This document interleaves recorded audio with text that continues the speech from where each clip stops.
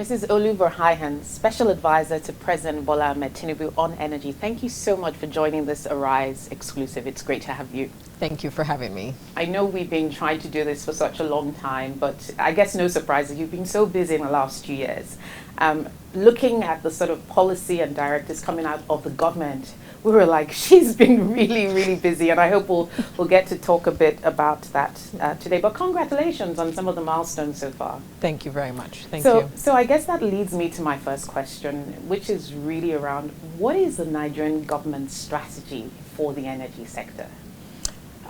It's really simple, and I like to say that, even though it's a complex execution, but it's really to leverage all of our abundant energy resources to drive economic growth and diversification, to eradicate energy poverty, and to create high-paying jobs for millions of Nigerians. Yeah, it sounds very simple. It is simple. But maybe not really reflecting the complexities of trying to navigate policy in the energy sector. So what would you say the government's strategic imperatives are right now, today? So there are a few levers that we're trying to prove as strategic levers to execute that very simple strategy.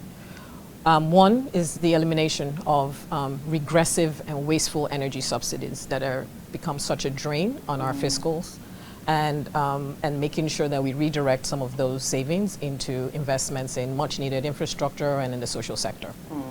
The second one, and to also improve the targeting of those energy subsidies for those who actually really need them. The second strategic lever that we're trying to pull is really around the restoration and growth of oil and gas, which remains a critical element of our ability to earn foreign exchange in the short term and our ability to to grow our fiscal income. So the strategic lever there is to make sure we restore the production to the levels that they were before, and grow them and the associated fiscal income from that sector. The third piece is leveraging our gas as our energy transition fuel to diversify our economy and make sure that we displace diesel, PMS, heavier hydrocarbons in the use of in various end uses, whether that's in electricity, whether that's in transportation, whether that's making sure that we add more value to that gas via gas-based industries and exporting from that, displacing it in heavy transport, like I said, and also clean cooking, making sure that we enable our energy transition and diversify our economy leveraging that gas. The last piece is really making sure that we are able to industrialize by growing the reliability of our on-grid electricity. And the key focus for the administration is really how to resolve the financial liquidity challenges in that sector to ensure that we're able to attract much needed private sector capital to that sector. I mean, looking at the second lever, I think it was really around getting our production back to where it was. As you know, it's almost an existential thing for Nigeria if oil production is not where it's meant to be, because we depend so much on it. The government has an ambitious target, and ambitious, I think, is an understatement, because at the end of last year, I think we were maybe at around 1.5, 1.6, but the target is really to get Nigeria to 4 million barrels a day by 2030. From where we are now, that's over a 200% increase. And then to increase gas production by 20% or thereabouts. Yes. How are we realistically going to get there? Well, as you said, it's an ambitious target, but it's grounded in data. Okay. So let's take a step back to where we were during even the campaign or when the president assumed office. We're about 1.2 million barrels. Yes, you're right. At the end of last year, we were averaging 1.5, but we did hit a high of 1.8 at some point. The average for January under the NUPRC numbers, condensate and crude, is about 1.73. That's January 2025. January 2025. Right, okay. So in less than 2 years, we've grown 500,000 barrels. So if we continue to do some of the things that we're trying to do, which are the main issues around security, and deploying a data-driven approach where we collaborate with the Office of the National Security Advisor and Ministry of Defense, work very closely and collaborate with the operators that actually manage that infrastructure, get data around where they need specific intervention. I think we will continue to see those gains. One of the things that you saw was that the terminal factor for one of the, when we deployed that sort of strategy, we saw on the Trans-Niger pipeline. In the eastern part, it's a major truck line in the eastern part. We took this approach and said, let's try it out on the Trans-Niger pipeline. Terminal factor when we assumed office was about 10%. At the end of last year, it was close to 90% by working very closely with the National Security Advisor, the operators, and the Ministry of Defense. In addition to that, you have, in addition to making sure you're very data-driven and very targeted about how you approach security, that you are also engaging the deployment of the host community fund and making sure that the much-needed development is being deployed into those communities so that people have an alternative as opposed to attacking pipelines. So that two-pronged approach, we're seeing it yield outcomes. Yeah, you can actually measure and see that outcome. And I think the second piece is really understanding that we needed to stem the decline in investments. Okay. Some of that was driven by the security issues, but also we were not an attractive destination for capital. And so we've taken a look at some of the presidential directives that were aimed at making us a lot more attractive as a destination for capital. First one was mainly a fiscal incentive and saying, what do we need to make sure that we are a top destination for non-associated gas investments? PIA has done something, but there is still some work to be done. And so we've looked at that and made sure that as of last year, within a few months of releasing those incentives in February 2024, a few months later, Total and NNPC took an investment decision on a non-associated gas field. So that's a direct correlation between making sure that you're able to grow production. That's a $550 million investment.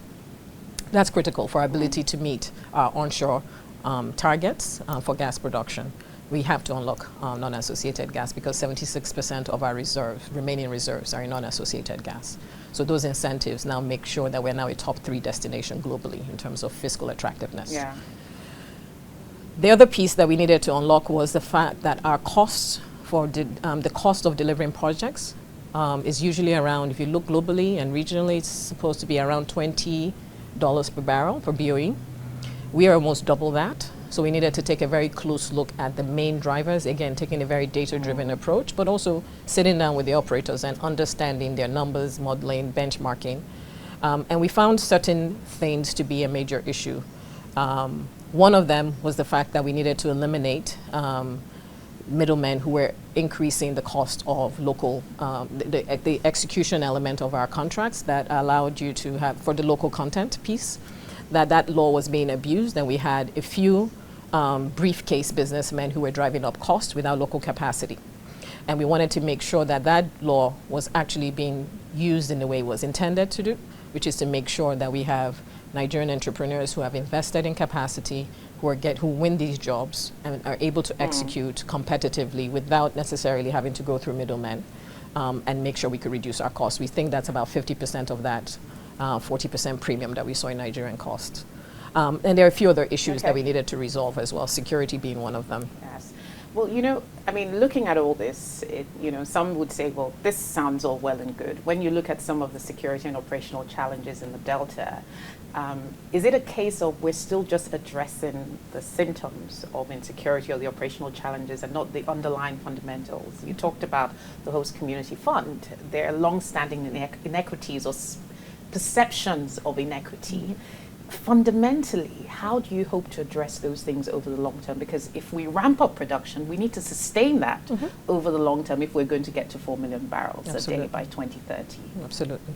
No, you're right. You have to go to the root causes. And the root causes are the lack of activity and lack of investments. Over the last 10 years meant unemployment shot up in the Niger Delta. Poverty increased in the Niger Delta. Predominantly there because, fabrication yards, catering services, what Port Harcourt and Warri used to be. This used to be major economic hubs.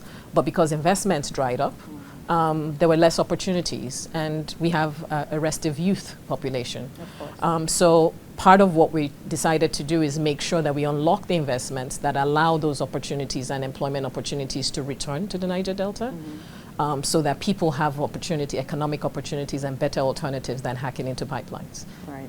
If someone has a job to go to, it's very difficult to recruit them to undertake some of these very dangerous activities in the Niger Delta, lucrative as it may be. So that's definitely an important piece of it. I think the fact that we're also transitioning to local independence onshore, because some of these investments are enabling us to make sure we can differentiate between the IOC strategies and the local independence. Sure. Local independence they have an ability to figure out how to deploy more tailor-made, homemade solutions to those communities. How do we create investment opportunities, host community funds, that we're deploying investments and engaging and making sure that we have solutions that enable opportunities for those communities in a much more sustainable manner. I believe that we are going to be able to leverage the independents who have much more close affinity and understand some of the solutions that are going to be required there, while the IOCs move their high-powered capital and technical expertise to the offshore and non-associated gas. Yes, we've certainly seen that shift and the emergence of local capacity over many, many years. And I guess the question for you around maybe the local content and local capacity issue, are you happy with the ability, or are you confident in the ability of local independence to really fill and plug the gap that's being left by the IOCs onshore, both in terms of really helping to ramp up production and helping the government meet its own goals? So we see this as the president takes this very seriously. Yeah? So it's the first time that you've seen the regulator spend a lot of time looking through the financial and technical capacity of this of the new buyers or the new acquirers of these assets. It was a very rigorous process. It's the first time that we've brought some international players to help us really define a framework for assessing that. Okay. Yeah. So it is critical that they have the ability to do so. Not only that, we are going to be monitoring. It's part of, so you have to think of it as a license to operate. Not only for on the regulatory side and what we are going to be monitoring, we set targets. We say you have to deploy capital. This is our production target. We evaluate your capacity and your ability to deliver, whether it's technical expertise, enter into the relative, financial arrangements or technical arrangements or partnerships that allow you to help us meet that target. We look into your portfolio and the reserves and set those targets and monitor it very closely. The UPRC is spending quite a bit of its time doing that going forward. It's a different approach. It's very different from the way we used to operate and from the previous acquisitions. The second piece is that, yes, I do think they can fill in some of those gaps. The capital required, the onshore is a much more mature basin, much easier to execute. It's also a terrain that these people, that a lot of the acquirers understand. They've operated, a few of them have operated in these environments successfully for decades, so it's not unfamiliar territory to them. They know these areas quite well, and they know these communities quite well as well. They know that they will not be able to operate those assets if they do not share the benefits of those resources with those communities going forward. And so they live here. So they have to really work very closely with those communities to deliver. I believe they can on the onshore side. Yeah, indeed. I mean, the social license is just as important as the operational license to operate. But speaking of capital, just looking again, maybe a final question around the production targets, the deep offshore. I would say, if anything, that is, in a sense, the breadbasket for ramping up production, also just in terms of the amount of reserves and capacity they're going into the future. It was maybe the first FID in 10 years. was over 10 years. Over 10 years. Yeah, last one was taken last year, 2024, not since 2013. Yes. So clearly there was something very wrong in the industry if there was no single first investment decision that was taken on any project in an oil-producing country like Nigeria for over 10 years. There was something very seriously wrong. Under your oversight and the oversight of the president, obviously Nigeria achieved this, that was great. But going forward, the deep offshore is so critical to what IOCs want to do in the season. What is going to help us unlock the full potential of Nigeria's deep offshore projects? A few of the things that we've addressed through the executive order. So let me start by saying that the president took this he's a super analytical mind, right? So very early, it became quite obvious that this was this sector was so strategic to our short-term and our medium, long-term ambitions, whether it's around fiscals or, and so he personally has sat with more. I don't know if you've been keeping count of how many IOCs he's met and how many operators he's met. Any opportunity to sit with them and ask them what they need for Nigeria to be competitive, and so for them to return to Nigeria and deploy their capital here. He's taken that very seriously, and he's met with almost everyone at least twice. Right. Yeah, all the IOCs. All of the IOCs. Their international leadership. Anytime they ask to meet him, he makes himself available. You know, so he takes it very seriously, and he sits with them, tries to understand what those issues are, and so that tone set from the top has really helped. Yeah. For the deep water, you're right, because in order to reach that very ambitious target of 4 million, the independents are very critical to our short-term targets, and they can help us on the onshore. But the medium and long-term targets of that 4 million, you have to do it with deep water. There's no other way around it. So in sitting with those operators, we asked what was required, and we analyzed what was required. And very quickly, we knew that fiscal incentives needed to be unlocked and improved for us to be much more competitive for our large oil accumulations as well as our small oil accumulations. We needed to eliminate a lot of the bureaucracies that led to long project execution timelines, whether that's contracting processes and things like and other things like that. The stability and clarity of the regulatory framework between the two regulators were other things that they identified, and obviously the cost structure. Because Bonga checked a few of these things, the cost was much more competitive and closer to what IOCs are seeing elsewhere. Because the fiscals made sure that we were one of the top destinations to put capital, to deploy capital, and that they saw the progress that they hadn't seen. The president selected some of these projects as his blueprint projects to execute, to drive the implementation of those executive orders. It signals something. It signaled something to a lot of these IOCs. And also, it was and the fact that we were able to drive that execution and that implementation because of the strategic direction very clearly set by the president, meant that everyone, whether it was NUPRC, FIRS, the Ministry of Finance, and MPC, all collaborated to make sure that we executed within. So for the first time, you had deep offshore incentives for non-associated gas. We've never had that. And that the fiscal incentives that we designed were implemented in Bonga and any other projects that are lined up. And so you saw Shell respond. Investors respond to incentives. They do. Yeah, indeed. And especially because we're such an established domain. The resources are here. You would rather take the reserves that you know are there in Nigeria versus going to explore in Namibia. So you're not worried about competition with other offshore basins around the world? Oh, we are. That's why we're very much. So if you look at the way we designed our incentives, it's because we took a very competitive approach. So a global approach. We benchmarked ourselves to our regional peers. We benchmarked ourselves to our global peers and said, what are the others doing that is making we looked at over the last 10 years, we saw 80 billion go elsewhere. Same operators in our markets, we deployed 80 billion in other markets. We looked at those markets and really studied what they did differently and where we fell short, and we tried to close those gaps. So we've had 5 major asset acquisitions. I think I don't remember a time in the history of me studying the oil and gas sector when we've had so many asset acquisitions in such a short space of time. So I guess as Nigerians, our expectation is that 2.06 million barrel a day target that the budget has will be met, because we have all these assets changing hands and we have local players who have the capacity to deliver, right? Are you confident, first of all, that we will meet that budget target of 2.06 million barrels a day for 2025? And can you then also tell us a bit about why some of those approvals on the acquisitions by local players took so long? Okay, so I think the 2 million barrel per day target is ambitious, and we are not, if there's something that has now been established over the last 18 to 19 months, is that it's a very ambitious government and an administration, but we also try to deliver as close to that stretch target as possible. So 2 million barrels, as I said, we've grown 500,000 since we came in, close to 500,000. So you need to grow another 200K per barrel if you look at the January average.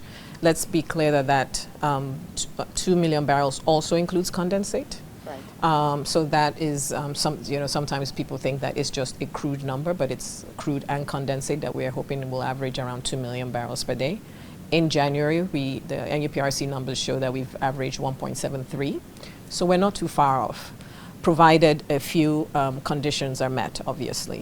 One, that these acquisitions, that there is a safe transition between the IOCs and the new acquirers, and a very seamless transition at that, and that we are pretty confident that that the President has granted consent in his capacity as the Honorable Minister to people who have the technical and financial capacity to grow production. Two of those acquisitions are going to be critical to our ability to meet that 2 million barrel per day target. The SPDC Renaissance transition is critical. The SEPLAT ExxonMobil transition will be very critical. Those are massive assets that we are hoping will deliver significant, maybe half of that production, the 200,000 gap that we're looking at for this year. And the SPDC Renaissance was in the news so much. Why did that approval take quite a while? It seemed like, to the layman looking at it on the outside, there was just this back and forth. There was a lot of speculation. What is going on? Are there assets that are too big to change hands in Nigeria? What was the issue? Help us understand and unpack that bit. So I think when people say it took long, I think I look at the Exxon transaction that we inherited, and I look at the speed at which the other transactions that are within the life of this administration that started from ministerial consent within the life of this administration, which are the 4 orders. I think granting those consents within the same calendar year is a record for us as a country. Again, data. Right. So it took long. It took a bit longer, and you should scrutinize. I think it's in our national interest to scrutinize such a strategic acquisition. SPDC has operated, Shell as the parent company has operated onshore since 1938. They were sitting on, it was about 16 licenses that needed to move from one licensee to the other. You needed to make sure this was a skill that had never been done before. So the rigor, a regulatory rigor that needed to be applied to make sure that we were handing this over to the right people who understood what the national objectives were around growing production as quickly as possible, as we talked about earlier, how important that is for this government. Who have the financial and technical capacity. That requires rigor, that requires a level of interrogation. And comfort and assurances that were required. And I still think that was done within a reasonable time frame. Okay. Compared to our previous transactions that seem arbitrary, or some of our decisions. We wanted to make sure that this didn't seem arbitrary. We wanted to make sure we learned from our past where assets were handed over to certain operators that did not have the financial or technical capacity to grow production in line with the national objectives. And so within the time frame that it was done, which was within the same calendar year, I think 5 in a year, including the one that was hanging before this administration started, is a record. Yeah, and I mean, now that you mention that, my mind goes back to the 2014 assets, marginal fields, and a lot of where many of those operators got stuck or the acquirers got stuck was on the funding. Correct. And the financing. Correct. So is it safe to assume that that was one of the critical areas you looked at with the decision making at government level? Absolutely, because if you've set an ambitious target of 4 million, the operators that are going to be holding these assets and executing your overall strategy, you need to be sure that they have the technical and financial capacity to do so. Yeah.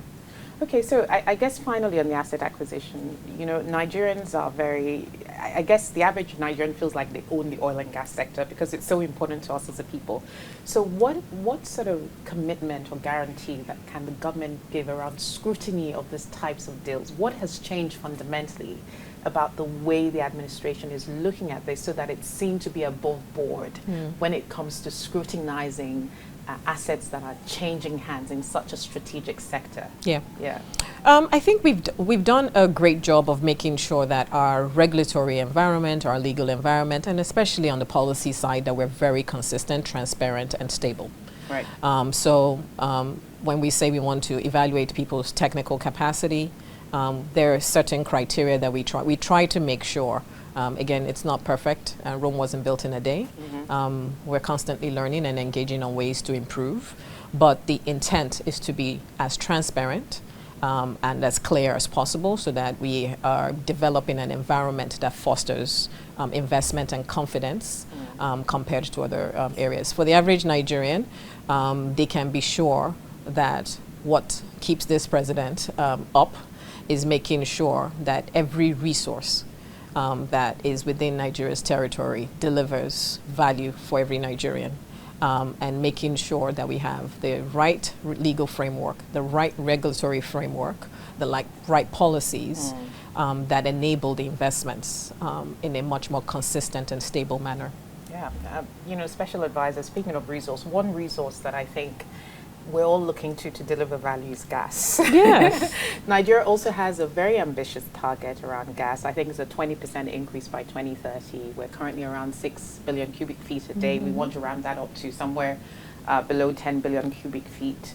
How are we going to get there? We've been talking about being a gas-rich country for so long, but we need to start to see the product of that. Absolutely. So exactly. We've been talking about things for so long, and the difference between this administration and previous administrations is to how do you translate plans, ideas into actual deliverables and execution? How do you execute and make sure they're tangible deliverables? So we've been talking about removing a subsidy for so long.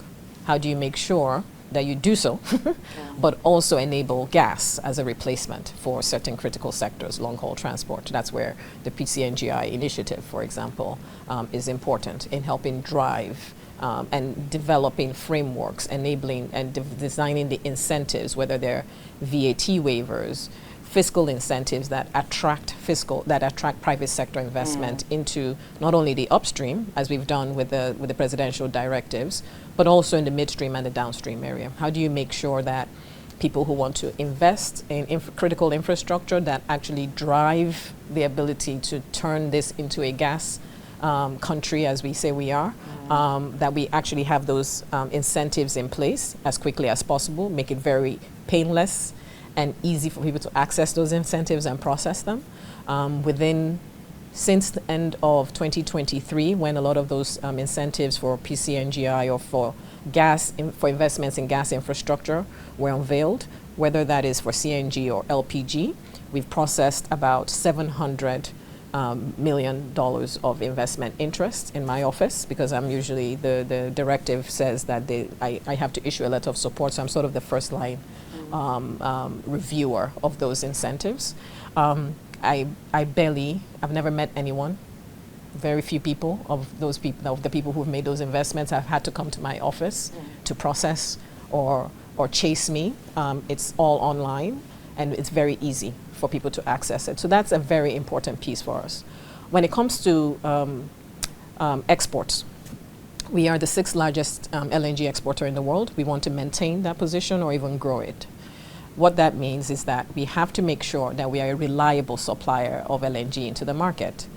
On that side, what that means is that the issues that we're dealing with onshore with security when it comes to attacking of oil and gas infrastructure, because a lot of our gas in an LNG is supplied as associated gas, it impacts our ability to reliably supply LNG into the market.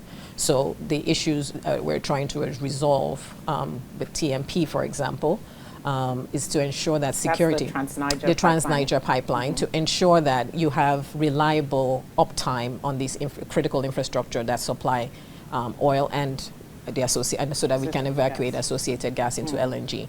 But beyond that, we've made sure that for the first time in our history, that most of our non-associated gas fields are investable. For a long time, they weren't. Yeah, so we had projects that I personally worked on for 20-something years that never ranked for anybody's capital, because it's just our fiscal framework just did not make it attractive, and we hadn't differentiated enough between associated gas and non-associated gas. With the fiscal incentives that we issued in February last year, non-associated gas, 76% of our remaining gas reserves are now investable. And you're seeing the traction, and you're seeing a lot of investors dusting off those projects and trying to invest as quickly as possible, because we benchmark ourselves to about 14 regions to make sure that gas-bearing regions, to make sure that we were competitive and a top destination. So that's on the gas side. On the power side, domestically, most of our gas is consumed in the power sector. There's this legacy and a long history of not being able, for gas suppliers not being able to collect the monies that they are owed from supplying gas to generation companies. And it's because that the gas to power value chain has such financial liquidity challenges, and that we're now trying to resolve within this administration, so that we can ensure not only can you supply gas reliably to the power sector, so we can drive our industrialization, but that you can also diversify your energy mix on grid. And you know, before we come to the gas to power side and look at the domestic power sector, I just want to talk about many of these project announcements we've been seeing for cross-border gas projects. I mean, there was a recent announcement around the I believe is the Trans-Saharan gas pipeline, and many people would wonder, you know, do we need to sort of start the charity at home and ensure that we have stable domestic supplies of gas? We have a strong gas infrastructure network with CNG, LPG, LNG before we start to look overseas. What is the strategic imperative really for some of these projects, these piped gas to Europe by Algeria and Niger? Can you tell us what the government is really thinking around those projects? So like every other, so NNPC and the government is still trying to, there are multiple options in terms of your monetization options that you always map out. Different phases, obviously, of priorities. So if I could articulate very clearly what our immediate and short-term priorities are. We have NLNG trains 1 to 6 and now train 7, and that is almost complete. That must be full. That would take precedent over. It doesn't mean that you can't explore an option to monetize gas to Europe via pipeline, but our current monetization option to Europe, which is via NLNG and via LNG, we need to make sure that that is robust and secure, and that those trains are full for the term of the contract. So we are reliable suppliers, because imagine if you currently supply to a customer in Spain via LNG, and most of the time you're not even able to do so because of the onshore issues that we've just discussed. Sure. How credible are you going to be when you say you're undertaking a massive, complex pipeline project to deliver gas into the same market? Of course. So we need to earn the right and the trust of our customers by focusing on monetize and making sure that the ongoing projects are reliably meeting the demand of those customers. So NLNG is keeping those trains, those 7 trains full, is priority. Then the next phase is making sure that we are driving our industrialization, making sure that the gas to power value chain is a financially viable one, and that we make sure that most of the gas that is supplied to generation companies and to the power sector company, that the power sector just becomes a much more credit-worthy off-taker of gas, 60% of the gas that you have, so that most of the power plants that we have in Nigeria are fully, especially the gas ones, are fully engaged. Yeah? That's priority, almost sort of the same priority as you have as with NLNG. So you earn your foreign exchange and revenue from LNG. You also drive industrialization and diversification and economic growth with your existing gas to power pipelines. We need to build the infrastructure that we need to complete critical infrastructure here, whether it's connecting the east to the west via OBOB and making sure that we loop the Alps and improve the capacity there, that we keep WAGP full and supply the West Africa gas pipeline to make sure that as a regional player we have existing infrastructure that must be leveraged first for people, again, to believe that you can extend to other countries. And then you also then need to make sure that that we connect the north of this country via the AKK pipeline to much more reliable gas supply, so that you can power in economic growth and economic diversification and create jobs as well in the north. If you don't do that, it's very difficult to earn the credibility of any other customer. Absolutely. And so it's good to explore. I mean, you have to keep all of your options open. We have 208 TCF of gas. So you have to look at all the various sinks that are available, but there is also a phasing and a prioritization. Yeah, it makes sense. And, you know, every time I read a news story in the paper about Qatar signing a 25-year LNG contract with China, I'm like, that could be Nigeria. But you do make a lot of sense around the need to ensure that we get it right domestically around the infrastructure piece. Absolutely. About 60 to 70% of Nigeria's gas goes to one sector, the power sector. And, you know, looking at it from an energy economist, analyst hat, it's not the most sustainable way to operate your gas or leverage your gas resources. We need to diversify the uses of our gas. The power sector has been so problematic. What is the government doing to really tackle the issues at the heart of the power sector challenge? No, thanks for asking that. It's a critical one, and it's one of the conundrums that we want to finally resolve. Yeah. So the bulk of our gas actually goes to export via NLNG, but 60 to 70% of our domestic consumption goes into the power sector. Of course, yes. So we, as you said, it's from an analyst's perspective, that's a concentration of risk. You need to figure out how you diversify, but you can't diversify if you don't solve for the problem that currently exists with gas to power. So what are the challenges? When you look at the power sector, especially on-grid, if you look at the off-grid, we've made significant progress there in trying to drive access. But you cannot industrialize or grow income and transform your economy fundamentally without necessarily improving the reliability and growing energy consumptions at levels that are not economic when it comes to off-grid, deployment of off-grid. So you need your on-grid. And when we look at our on-grid, you look at the entire value chain and see where essentially any investor that needs to deploy capital will look at your cash flows and the financial liquidity of that sector and judge its relative attractiveness. Roughly what we did on the upstream oil and gas side to say, if I wanted to deploy capital, and a lot of us in my office have that investment background, if I was going to deploy capital, what kinds of things would I need to see in place? And then we put on our policy Nigeria hat and say, if I'm Nigeria, this is how I need to position. So when we look at our power sector, as you said, 80% of it thermal generated. You need to diversify, but you can't diversify if the cash flows don't work.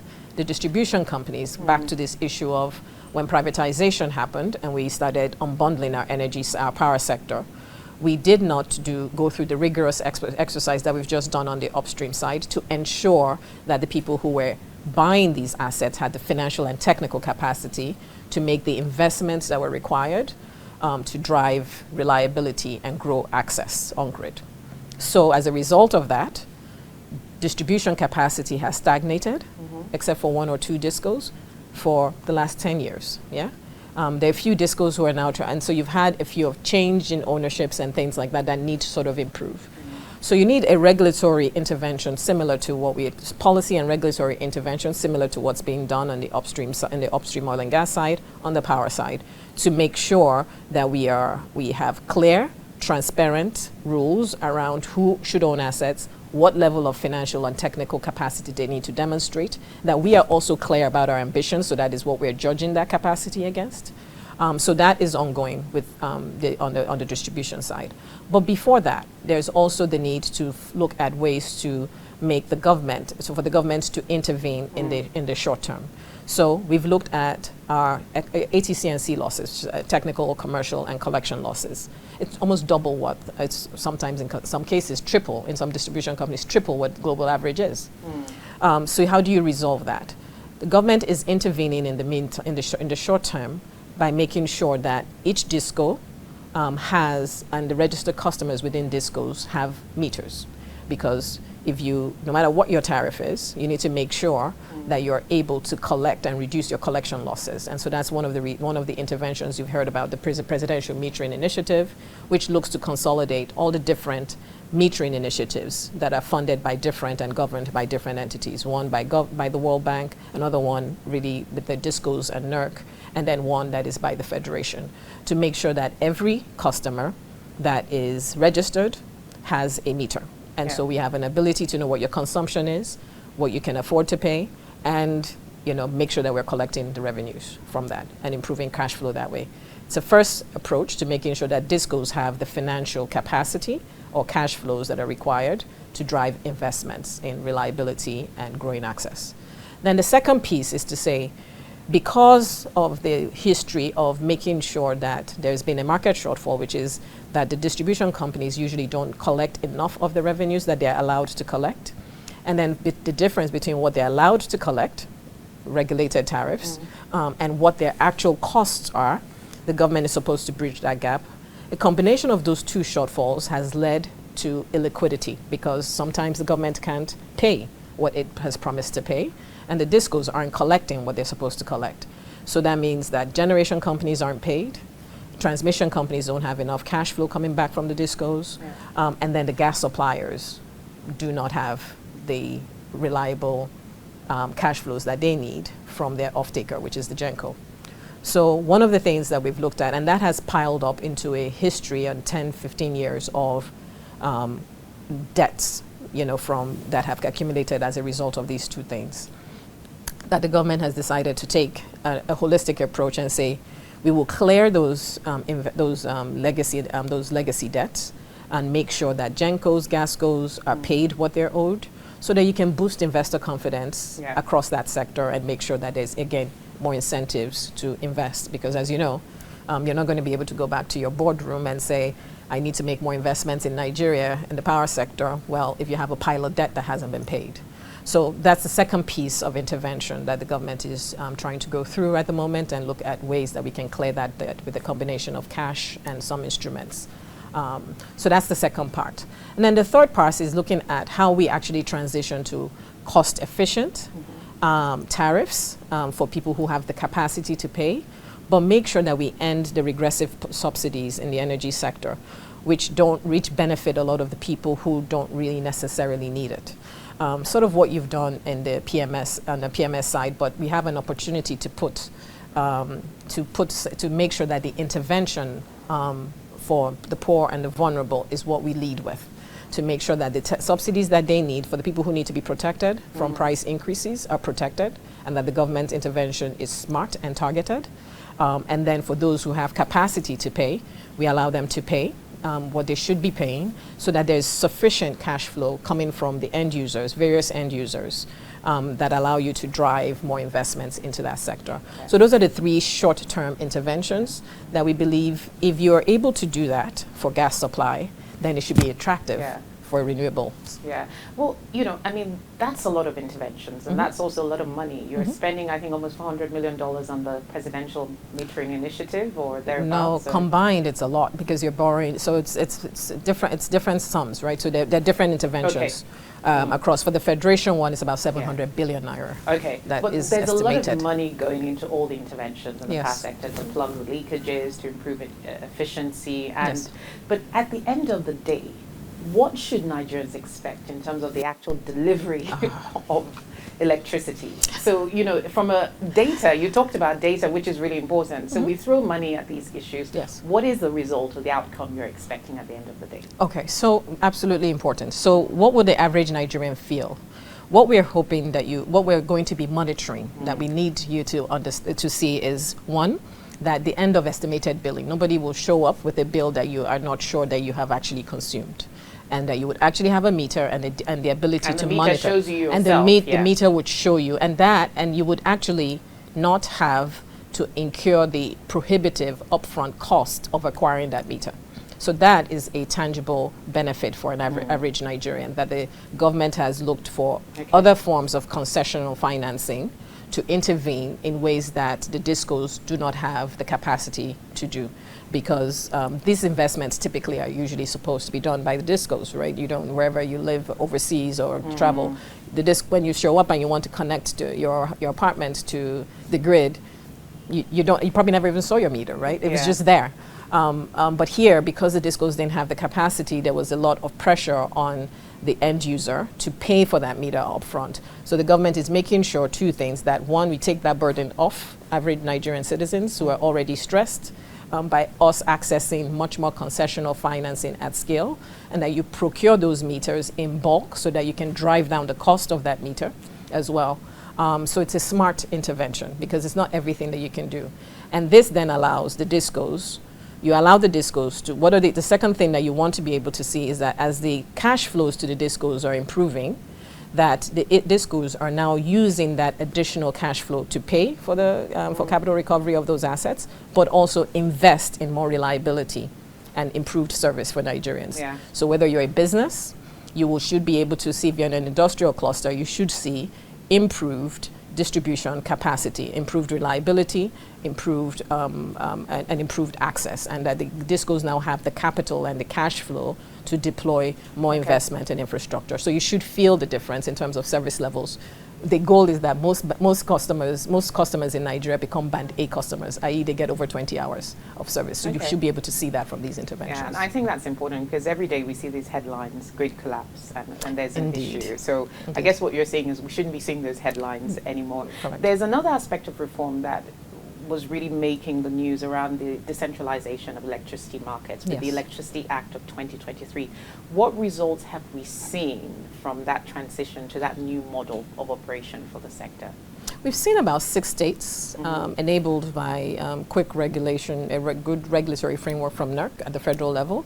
We've seen 6 states start to move towards that. I think Ekiti, Ondo, Edo, Lagos, Enugu, and one other that I'm forgetting. But about 6 states who have jumped at that opportunity to say, maybe we move away from this centralized approach, and we as states take full control of our regulatory framework and our ability to deliver power to our citizens and invest in infrastructure. So the federal government is enabling that with the regulatory framework that's enabling the states to take over that, to take on these regulatory roles. But it is important to also note that they still need the federal government, the state governments will also still need quite a bit of support, and that we're providing with partnering with our development partners to make sure that through the governors forum, there is support, whether it's around capacity building, because that now means that you need to replicate the capacity of a NERC. That was one central agency across 36 states. And in some states, apparently some of them are looking to even devolve even further into creating sub-entities. So you need significant support and to help states really understand the gains, but also the liabilities and challenges, and also then help them build the capacity, and we're partnering with the development partners to enable that. But I think we, as you've seen with the Presidential Metering Initiative, the one that is funded by the Federation, this is a government that believes in state autonomy and really looks to collaborate with them and find ways to enable. Where it makes sense to centralize certain policies, we collaborate and make the case for that. Where it makes sense for them to drive it because they're much closer to their people, to the citizens and the average Nigerians in those communities and in these states, then we work very closely with them and try and attract development capital at a federal level to help support their capacity to deploy investments and build capacity. So we took the opportunity to clarify those objectives and those goals in one of the presidential directives that was issued last year. 14 years after the NCDMB Act, or NOJIC as it's called, we noticed that we had built capacity, but there was now an extra layer. There was an unintended consequence of that law and the objectives, which was that we had enabled certain briefcase businessmen who add no value and added unnecessary costs to the process. And so the directive was meant to clarify what the original intent of that act was, which is to ensure that businessmen across Nigeria, particularly in the Niger Delta as well, and the job opportunity creation and our ability to really embed some of the technology, enable skills transfer, create millions and millions of jobs, build regional oil and gas services companies, but also companies that are Nigerian and can work across the region, but even globally, so that we enable the businesses that have real capacity to make those investments without necessarily having to deal with the middlemen. And so we took the opportunity to make sure that it was clear what that intent is, so that we can actually build out those businesses and create the jobs that are required. And do you see a specific role for women in terms of women empowerment within the local content? Absolutely.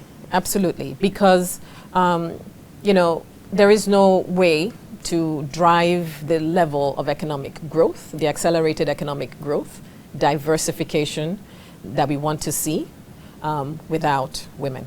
It's just not possible, yeah? As you've seen that when we're given the opportunities and we're trusted with our roles, we do have the capacity to execute, whether it's at a policy level, whether it's in business, whether it's in media, wherever we are positioned, where people have the capacity and women have the capacity to execute, they execute and they do it flawlessly. And so in order to achieve any of our objectives, job creation, growing investments, growing production, it is important that women participate in every strata, whether that's in business, whether that's in project execution, whether that's in policy making. I want more and more people to work with me. We have we're seeing more women, female leaders in whether it's in IOCs or whether it's in the indigenous operators. You need to see more of that because we bring value to the table and we have the capacity to execute. I endorse that message, by the way. But looking at the global energy landscape, so much that is happening. You know, the Trump administration in the US is pushing its own drill, baby, drill agenda, America first insofar as energy security is concerned. I guess my question to you is maybe two or threefold. The first one is, does the Trump administration's energy security policy teach us anything about how we should pursue our own energy security policy in Nigeria? And then secondly, are you perhaps concerned in any way that that might also impact global goals around climate or the energy transition, if that's something that's a priority for the Nigeria administration? I think Trump's approach is not very different, to be honest, from ours and from many other countries who have chosen to prioritize energy security in the face of increasing global uncertainty. The drill, baby, drill message resonates for almost every country that has decided to make sure that it can shore up its own resources to ensure energy security and ensure abundance of energy for its own citizens, ensure that it is affordable. But I think the way to then marry it with with climate is really the fact that the way that we are doing it, we are focused on energy security as well. If you look at our policies, it's very energy security focused. How do we make sure there's more energy that we are able to export to other markets? How do we make sure that we are consuming more energy to drive our industrialization and job growth creation and income growth? So they're very similar in that regard, and you see that increasingly globally, where even the drive for renewables, it's driven by people who want to secure energy within their borders, whether it's making sure that if they have a lot of sun, that they tap into that instead of importing hydrocarbons from elsewhere. So it's all driven by focus on energy security. Where we marry it to climate in our environment is that we are focused on making sure we're so energy poor and we don't contribute much in terms of climate, in terms of emissions. And so what are the things that we are focused on with our energy transition plan and our climate act is to make sure that as we develop any resource that we're doing so sustainably, that we're lowering our emissions, and that we are incentivizing, whether it's through policy or through regulation, the ability of operators within the energy sector across the energy value chain to be much more conscious about how they incorporate emission reduction targets. The NUPRC's released a number of guidelines around this. That's where you see the gas flares commercialization plan being driven as well, to make sure that more and more folks are spending more time thinking through all the range of carbon, of emission reduction policies or things that can be that enable us to leverage all of our energy resources, but to do so sustainably. You find NLNG, for example, replacing its shipping fleet, right? You find more operators spending more time looking at where their emissions are coming from and what innovative solutions they can deploy. So we looked at NLNG, and I was godmother to one of their first fleets where it's that reduces the 25% of their emissions come from shipping. So they're looking to replace their old steam engine ships with much more energy efficient ones. They're looking at carbon capture. How do we capture carbon and in some cases monetize it using old reservoirs? We're a mature basin. How do we do that and enable, and what are the sort of incentives that are required policy-wise or regulatory-wise to drive that? But it is focusing on energy security making sure that we are reducing emissions as we grow our energy consumption, but more importantly, that we are building the resilience that we need for climate, right? Absolutely. We are severely and adversely impacted by increasing climate change, and we've not really contributed much to it. But you cannot build that resilience without being energy secure. So that is a message that, you know, we are aligned in terms of, you know, the idea of energy security, which is what I think really summarizes drill, baby, drill. In terms of how it impacts our budget. If everybody's drilling baby drill, that means there's going to be a lot of volumes and there's going to be pressure on pricing. And that's something we're monitoring closely, obviously. It's one of the reasons that we've set this very ambitious production targets as well. Of course, very important. So I guess it's fair to say that the Nigerian government's net zero target of, I think it's 2060 there, is still on track? Absolutely. Are you confident about Absolutely, that? because if you look at some of the things we're doing, whether that's via clean cooking, whether that's incentivizing electric vehicles, whether that is displacing PMS and diesel in decentralized power generation with renewables and with gas, we are taking active steps to make sure that we are able to align and deliver on that net zero target in 2060. Yeah, so Special Advisor, I think it's fair to say that having observed the work that you've been doing with the president on the energy sector, that you're a woman on a mission, clearly. So I guess maybe something a bit more personal. What is your own personal aspiration for Nigeria's energy sector? You've been a professional working with an IOC before you defected to the public sector, if you like. So based on the fact that you sat across on the other side of the aisle, you're now in the public sector, putting all those experiences together, being a professional woman in the private sector, now in the public sector, what is your personal aspiration and ambition for Nigeria's energy sector, and what mark or legacy do you hope to leave by virtue of this role, very important task that you've been given? Thank you. So there's 10 years, 10 years of my career with an IOC, but there was a career before that and a career after that, after the IOCs, before I even joined public sector. And in all of those things, I've always looked for the nexus of, you know, public sector and private sector, because I think you can really do some transformational things.